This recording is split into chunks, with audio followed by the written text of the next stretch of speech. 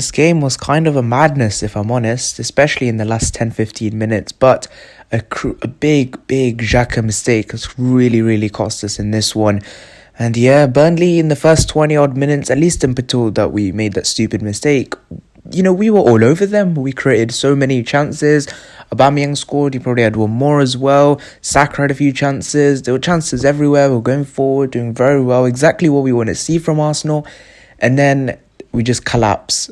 Leno, I mean, I'm not going to blame it on Leno so much that I'm going to do Xhaka. Don't take another touch, just clear it away. Like, I get all this playing off the back. It's supposed to be Mikel Arteta's style of play, but, you know, when you're under so much pressure like they did, the high press, we kept getting caught out, and that one just showed. And I think just that whole game showed me everything I need to know about Arsenal. Everything. This is why we're not a top 4 squad. This is why we're not a top 4 squad. This is why we're not a top 4 team. Why we're not challenging for titles. Because we go 1-0 up. What Man City would do, what any other big team would do that are above us, we'll just kill off the game, take their chances. It would be a 2 or 3, game's over. You know, and then move on to the next one. That's what we're all thinking. But you know, we have players there who are going to make some dumb mistakes like Granit Xhaka does. And this is why ever since Granit Xhaka has been in our team, we've not been a Champions League team. It's as simple as that. And, you know, even if we do win the Europa League by some miracle, we're not going to do well next season in the Champions League. I can give you that much. And it's just not good enough. It's really just not good enough. You know, everyone can put blame on VAR. Everyone can blame this. Everyone can blame that. But, you know, we have to take our chances, and I think that was down to Saka. You know, I possibly maybe would have taken him off. You know, he could have got sent off. He really easily could have. But, you know, it's Burnley, man. You have to win these sorts of games. If you want to have any chance of European football, you have to be winning. And if you're not winning, then how are you supposed to challenge at the top? And especially the end of the game, you have to take some of those chances. The Pepe missed a sitter, and then we just kept bouncing it around in the last seconds of the game.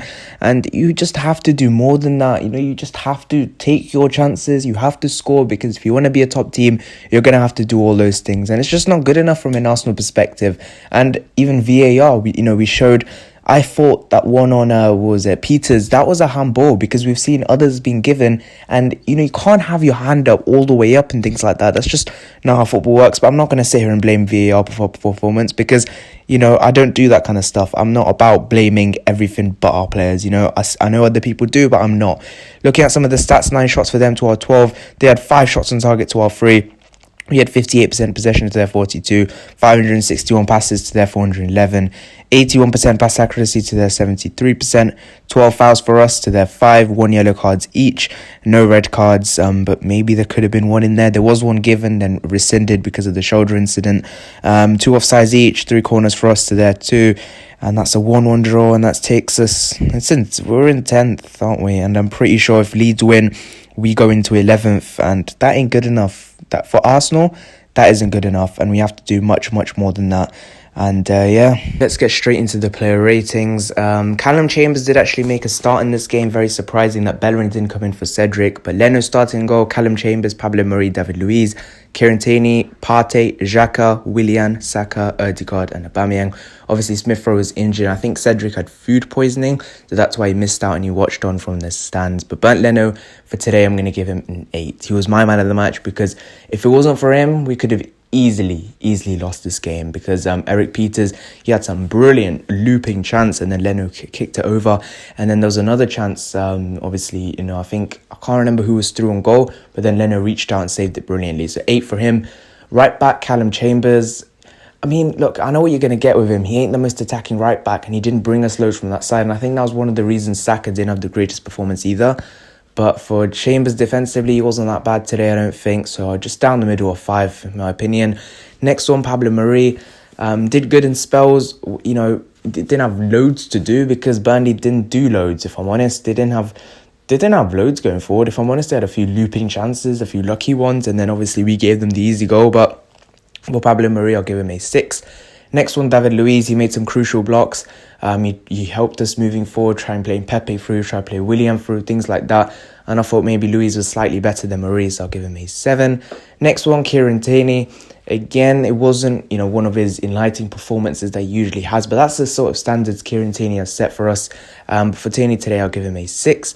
Next one, Thomas Partey.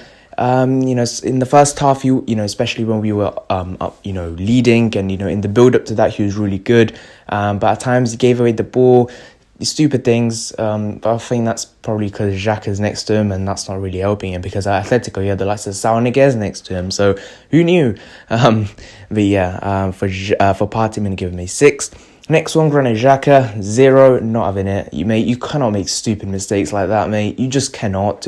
Just clear it. Just anywhere. Just why? You hit Chris Wood is so big, and you hit it right into him. You actually thought you could loop it over him from that short distance. 0, not having it. Next one, Willian. I'm going to give him a 7 today. I thought that was another half-decent performance from him. Pretty decent, actually. Not half-decent, decent. Because, he created a few chances. Got the assist for Aubameyang's goal as well. And overall, not bad for him today. Definitely wasn't our worst player on the pitch. So I'll give him a 7. Next one, Bukayo Saka. You could put, he has to be taking some of these chances that he got, and I think that's one of the reasons maybe we didn't win. But you can't pin that all down on him. He's a 19-year-old. Come on, he's been carrying us. He literally single-handedly took us to the round of 16 Europa League, and he didn't have a natural right back behind him either, someone he's not used to playing with as well. So you kind of have to take all those things into consideration, and for today I'll probably give him a 6. But he was physical today as well, which is something you don't usually see from him. Next one, Martin Ødegaard. Again, wasn't the greatest one today, I have to say.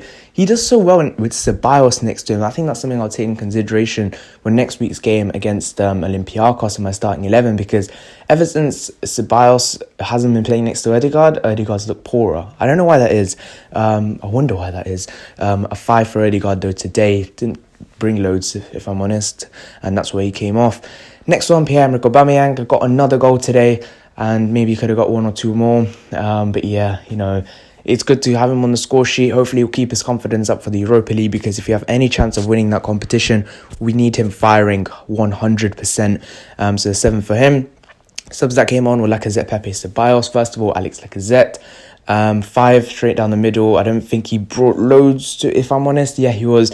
We did make a really late push. We hit the post and so many controversial decisions and things like that. But I don't think he was central to any of it, so I'll give him a 5. Next one was Nicola Pepe. Now, I would give him like a 6 or a 7, but I'll give him a 5, because you can't be missing those kind of sitters, mate. They're just chances you want. This is why you pay £72 million, because you want your player to just win you 3 points like that, get the chance on a plate and finish. Literally, that's what you need to do.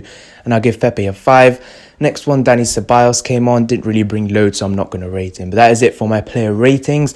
1-1 against Burnley. We're still in 10th, and now all eyes are on Athens on Thursday against Olympiacos. Thank you guys so much for watching. See you guys in the next one.